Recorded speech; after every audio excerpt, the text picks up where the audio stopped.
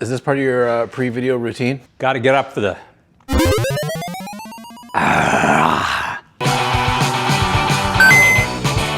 Fuel and a hot exhaust is a dangerous combination. Don't burn your car down. I just got schooled. Now it's time for you to get schooled. Welcome to VTEC Academy. All right, guys, we have a problem. Our fuel line burst right there. This actually happened once before, a few months ago, when this fuel line burst. The rating on this fuel line is SAE 30R6. Now, originally, when I looked this stuff up, I noticed that it had 225 burst pressure, and I didn't go any further than that looking at it, and I really should have. When I Googled it recently, I found out it has only a 50 PSI working pressure, and frankly, that's playing with trouble. So I did a little more research, and this other fuel line I got on a recommendation from another car mechanic, and this happens to be this rating right here, 30R1 14T2. And this actually has a working pressure of over 200 pounds. So this is what you need for fuel injection. Now, when we did this originally, we were on a budget. So we were using rubber fuel line clamps, trying to keep the prices down as much as possible. Eventually, I'm going to put braided line on this, but it really is an economical choice if you have the right fuel line. But that was not the right fuel line. Luckily, it didn't burn down, and this car will live to run another day. But right now, I've got to change that out. I'm going to go ahead and put this on, and I'm going to order all the braided fittings I need in order to turn this into a braided fuel line system. Let's get started.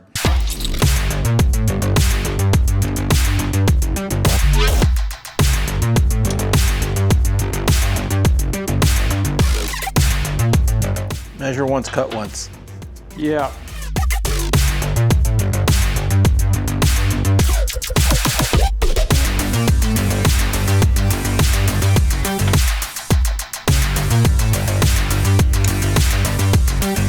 Have you ever had any cars catch fire at the track?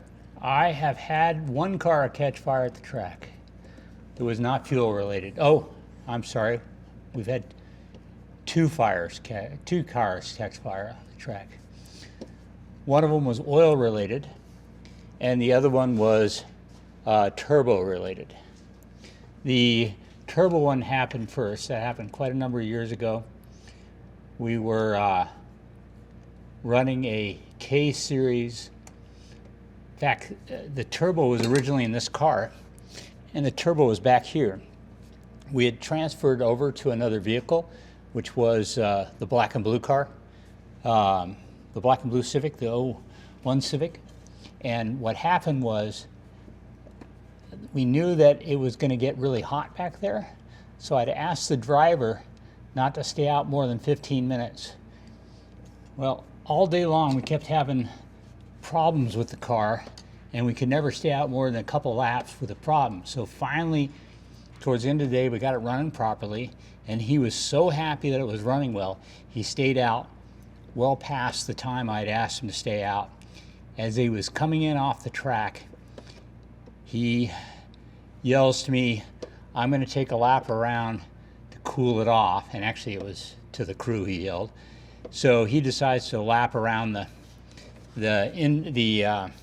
paddock, and as he's going around, smoke starts pouring in through the air vent. And what happened on that was the wiring harness had caught on fire and was burning, and the air was coming in through the fresh air vent.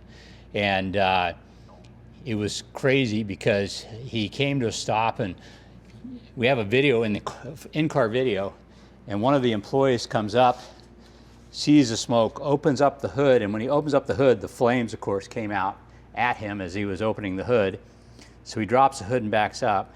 I was about 30 or 40 yards away watching it burn, watching it, the flames come out. I took off running towards the car, and it was funny because as I'm running through the paddock, I see this couple sitting there by their trailer, and they have 2-gallon jugs sitting on their table. So I swoop up the 2-gallon jugs and say, "I'm going to borrow these," and I run in, and I open up the hood and I take both jugs and pour them on the flames and put out the fire before it got too bad. It just basically burnt up the wiring harness. So we wound up having to repair that, but it was not, you know, it could have been much worse than that, because it could have eventually caught the fuel lines on fire and caused a real problem. Anyway, that was one time. The other time was a lot more dramatic. We had done a clutch change in Tage Evenson's Civic in his car. And when we put the thing back together, I failed to tighten the 3 bolts on top of the transmission properly. He went out, this is during a time attack. He had the clutch go out during his timed run, so he didn't really get a good time. So he was kind of a little bit agitated about that, so he decides to go out and just blast around the track, see how fast he could go. And he's actually doing quite well. And by the way, we had the car set up with supercharger and nitrous. So he's just racing around the track. And after about the 7th or 8th lap, the bolts had loosened up enough to let the transmission drop. When the transmission dropped, it pulled one of the oil lines from the AccuSump out. And then that oil line just started spewing oil onto the header, which caught on fire. And he was going down the front straight when this happened. This particular car he had set up without a rear window in it, thinking that it was going to help with aero, not realizing that the air actually comes in from the back window and goes out the side window. So what happened was the flames came out from underneath the car, in through the back window, started burning him from behind, and filled the car with smoke and flames. He actually threw on the brakes, and as the car was sliding, he was unbuckling and he bailed out the side of the car as the car was sliding sideways to a stop. He was doing over 100 miles an hour down the front straight. Again, he had some 3rd-degree burns on his neck, actually, from the seat belt openings in the back of the seat. That flames had come through there. Luckily, he's really got no scarring left over from it, and everything was okay, and he still drives that car to this day, albeit with the rear window. I mean, he drove the Prelude, right? He drove the Prelude, yeah. He was the driver that drove our Prelude. And we saw him in so his he tank forgave top, me. in his tank top, and he's... Yeah, he looks fine. You were doing matching tank tops. You guys were twinning. Yeah, we were. All right, so we have new fuel line, and it's tight. Let's see if it holds pressure. Anything? Not yet.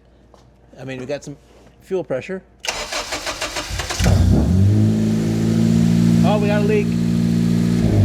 What? At the one going to the fuel A little pressure. bit of leak? Yeah, going to the fuel pressure regulator. Oh, yeah, I must have been talking or something, not paying attention to what I was doing. You're talking about fires, and then you try to start a fire. Yeah. All right, let's try it one more time. Hey, don't burn this car down, okay? Go get the gallon jug of water. Let's try to fire this up. Is that couple still around? When I say fire this up, I mean actually start it up. I'm going to prime it a couple times. Okay. Anything? Not that I can see. I think we're good.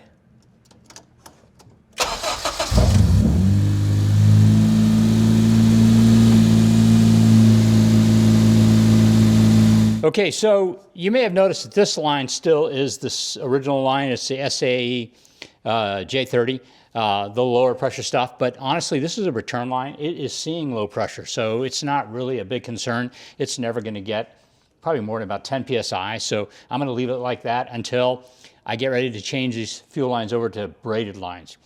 Now, this is perfectly fine for what we've got now, but I think I like the idea of braided lines a little bit better because it's a nice car. It needs nice fuel lines, so that's what we're gonna do. Anyways, thanks a lot for joining us for another episode of VTEC Academy. I appreciate you guys being here. Please think about liking and subscribing our videos so it brings us to more people. And if you wanna see more stuff like this, hit the bell so you get notified next time we're out. Thanks for joining us. We'll talk to you later. Bye.